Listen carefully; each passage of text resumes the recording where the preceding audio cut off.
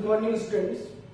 Last lecture में हमने कुछ ग्राफ्स पढ़े थे which is velocity time graphs and position time graph. Now in this lecture we have discussed some equations of uniformly accelerated motion, and these equations are very important. These equations will help you in solving various numerical problems in your textbook or in future.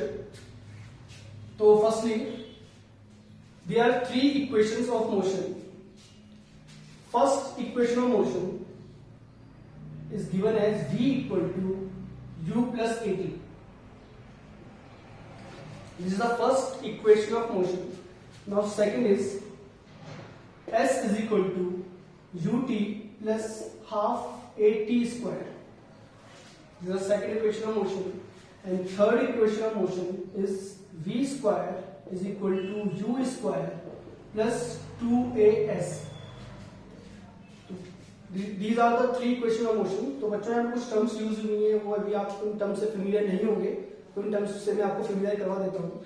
जैसे कि आप बात करें first equation of motion में, यहाँ पे term है v u a t। ये क्या होती है? तो यहाँ पे जो u है वो होती है बच्चों initial velocity of object. Initial velocity of object, initially velocity of object का मतलब बच्चों और velocity of object at t equal to 0। जब टाइम 0 है तो बॉडी की जो वेलोसिटी है उसे हम बोलते हैं initial velocity. Now what is v? v is final velocity, final velocity of object. ठीक है बच्चों। Now t is time and a is uniform acceleration। बच्चों फर्स्ट इक्वेशन में जो भी टर्म्स यूज हुई है उन टर्म्स को मैंने यहाँ पे एक्सप्लेन कर दिया है। u होता है बच्चों initial velocity, it means the velocity of object at t equal to 0 second और 0 आवर और 0 मिनट, कुछ भी हो सकता है। टाइम 0 होने पे बॉडी की जो भी वेलोसिटी होती है उसे बोलते हैं उसकी initial velocity. v is the final velocity after traveling some distance or after accelerated through some time. The velocity acquired by the object is called final velocity. t is the time, जितने time के लिए body में acceleration था। और a बच्चों कितना acceleration है वो हम पढ़ चुके हैं लास्ट वीडियोस में, एक्सेलरेशन क्या होता है। फिर नेक्स्ट सेकंड क्वेश्चन बच्चों आते हैं, तो यहाँ पे u तो सेम रहेगा, t भी सेम रहेगा, a भी सेम रहेगा और t भी सेम रहेगा, कोई दिक्कत नहीं है। आप नहीं टमाएंगे s, तो यहाँ पे s होता है displacement, displacement of object in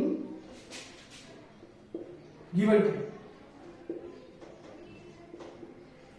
किसी टाइम पे बॉडी ने कितना डिस्प्लेसमेंट ट्रैवल कर लिया है उसे हम डिनोट करते हैं बच्चों s से। Now moving to third equation, यहाँ पे v u a और s है, तो उसको हम सारा डिस्कस कर लिए वो क्या होता है। तो बच्चों ये mainly three equation of motion होती हैं जो हमें काफी हेल्पफुल होती है आगे न्यूमेरिकल सॉल्व करने में। अब आता है एग्जाम में क्वेश्चंस कि इनको ड्राइव करना है, इनको प्रूव करना है, ये इक्वेशन आई कहां से है। तो बच्चों इस टॉपिक को हम पढ़ेंगे, उससे पहले हमें कुछ टर्म्स का ध्यान रखना पड़ेगा। जैसे कि बच्चों एक टर्म आती है स्लोप।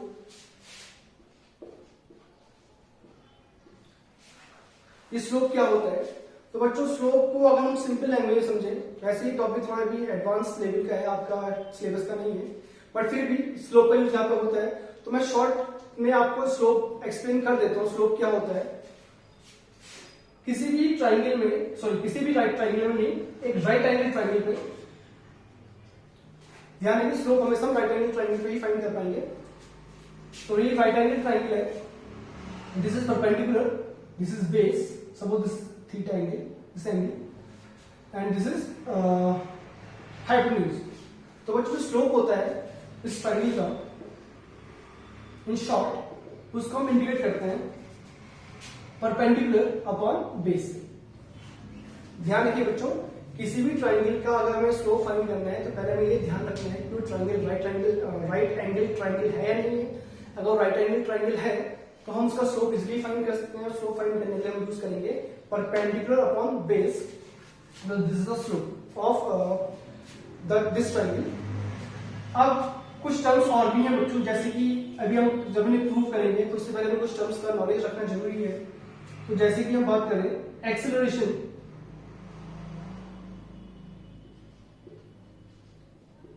जो होता है वो होता है बच्चों slope of velocity time graph.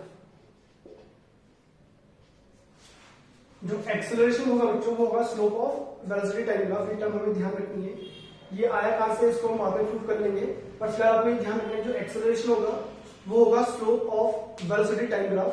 तो अभी हम ट्रायंगल बनाएंगे और दिमाग से ये वाला परपेंडिकुलर बेस फाइंड करके हम फाइंड कर सकते हैं एक्सेलरेशन। ये टर्म हो गई एक दूसरी टर्म। और नेक्स्ट टर्म आती है डिस्टेंस या डिस्प्लेसमेंट। डिस्प्लेसमेंट जो होती है बच्चों होती है area under velocity time graph, velocity time graph. तो अगर हमें डिस्प्लेसमेंट फाइंड करनी है किसी भी ऑब्जेक्ट की फ्रॉम वेलोसिटी टाइम ग्राफ, तो बच्चों हम उसका अंडर का एरिया कवर्ड फाइंड कर लेंगे, तो वहां से मिल जाएगी डिस्प्लेसमेंट। तो आई होप ये आपको समझ में आया हो। मैं इसको और अच्छे से क्लियर करने का कुछ एग्जाम्पल का है दे देता हूं उसमें। सपोज तो बच्चों हमारे पास एक ग्राफ है, we have given a graph and this graph is velocity time graph, ठीक है बच्चों। और सपोज तो बच्चों हमें कुछ वैल्यूज गिवन है 0, 1, 2, 3 and so on. Velocities are 10, 20, 30। तो हमें सपोज कोई ग्राफ गिवन है बच्चों यूनिफॉर्म एक्सेलरेशन का इस तरह से। तो बच्चों हमें सपोज को फाइंड करना है इसका acceleration. We have to find the acceleration of this object at 3 second.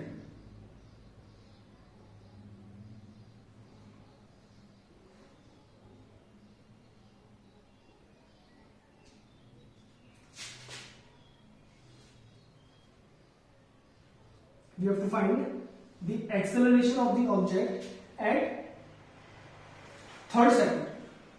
इस सेकंड में हमें सपोज करो इसका एक्सेलरेशन फाइंड करना है। तो बच्चों पहले हमें ग्राफ बनाने वेलोसिटी टाइम ग्राफ। तो अगर हमें इसका एक्सेलरेशन फाइंड करना है ग्राफ की हेल्प से, तो बच्चों मैंने बताया था ग्राफ जो एक्सेलरेशन होता है वो होता है slope of velocity time graph. तो बच्चों उसको स्लोप फाइंड कर लेंगे। अब स्लोप फाइंड करने के लिए हम क्या करेंगे बच्चों, ये ट्रायंगल बनाया हमने, ज्वाइन करेंगे नीचे इसको, ठीक है। देखिए बच्चों ये राइट एंगल ट्रायंगल है, ठीक है।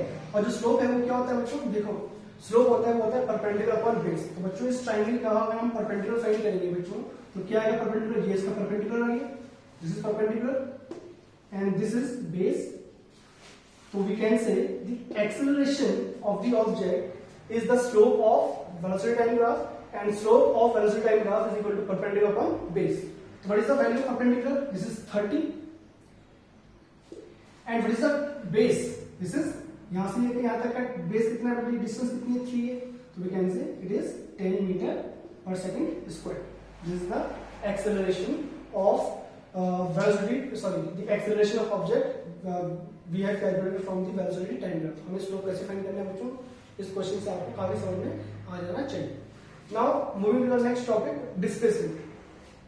अब सपोज करो बच्चों हमें डिस्प्लेसमेंट फाइंड करना है ऑब्जेक्ट का इन 3 सेकंड की। ऑब्जेक्ट ने कितना डिस्टेंस ट्रेवल किया है, कितना डिस्प्लेसमेंट ट्रेवल किया इन 3 सेकंड में फ्रॉम द सेम ग्राफ। तो बच्चों जो फॉर्मूला में यहाँ पे लिखा है डिस्प्लेसमेंट का, वो क्या लिखा है, तो हमने लिखा है area under velocity time graph. हमें फाइंड करना है डिस्प्लेसमेंट ट्रेवल इन 3 सेकंड। तो बच्चों हमें क्या करना है, हमें एरिया में ग्राफ तो गिवन है, हमें केवल एरिया फाइंड करना है जो इस ग्राफ ने कवर्ड किया है विद टाइम एक्सिस। ये टाइम एक्सिस हो गई, ठीक बच्चों, और एक ग्राफ हो गया हमारे पास।